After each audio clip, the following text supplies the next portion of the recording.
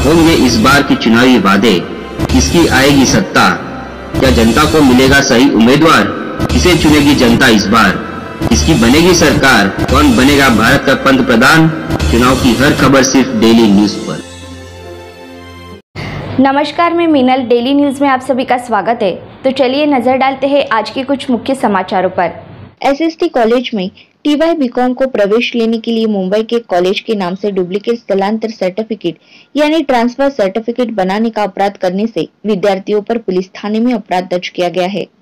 उल्लासनगर के कैंप क्रमांक 4 विभाग के मोरिया नगर परिसर के एसएसटी कॉलेज में TY BCom and science centre of management course के नाम से एसवाई बीकॉम वर्ष के बनावट स्थलांतर प्रमाण पत्र सादर किए गए थे। यह प्रमाण पत्र मुंबई विद्यापीठ में जांच पड़ताल के लिए गए थे।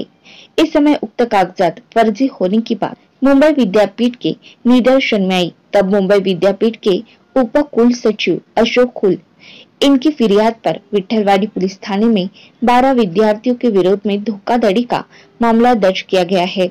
इस मामले की जांच पुलिस कर रही है और पता लगा रही है कि इन विद्यार्थियों ने आखिरकार ऐसा क्यों किया और इस रैकेट में और कौन शामिल है। विठ्ठलवाडी पोलीस यांच्या हद्दीमध्ये Siddh Thakurnath college of art commerce science आहे।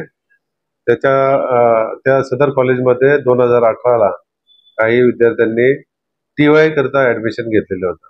सदर ऍडमिशन घेत असताना त्यांनी एसवाय चे जे टीसी आहे स्थानांतर प्रमाणपत्र हे बनावट सादर केलेलं होतं। त्याबाबत मुंबई विद्यापीठाचे संबंधित अधिकारी डेप्युटी रजिस्ट्रार अशोक घुले साहेब यांनी पडताळणी केलेली आहे। त्यानंतर विद्यापीठाच्या समितीने निर्णय घेतल्यानुसार अशोक घुले उपकुलसचिव मुंबई विद्यापीठ यांनी दिलेल्या तक्रारीवरून आपल्याकडे 27 मार्च 2024 रोजी गुन्हा दाखल करण्यात आलेला आहे। त्यामध्ये सदर वेळी अनेक विद्यार्थ्यांनी ऍडमिशन घेतलेलं आहे, परंतु 12 विद्यार्थ्यांनी त्यामध्ये बनावट टीसी सादर केल्याने प्रथमदर्शनी 12 विद्यार्थ्यांवरती गुन्हा दाखल करण्यात आलेला आहे। तपास आपले पोलीस निरीक्षक गौड हे करत आहेत। ते तपासांती जसे निष्पन्न होईल त्याप्रमाणे कारवाई करण्यात येईल।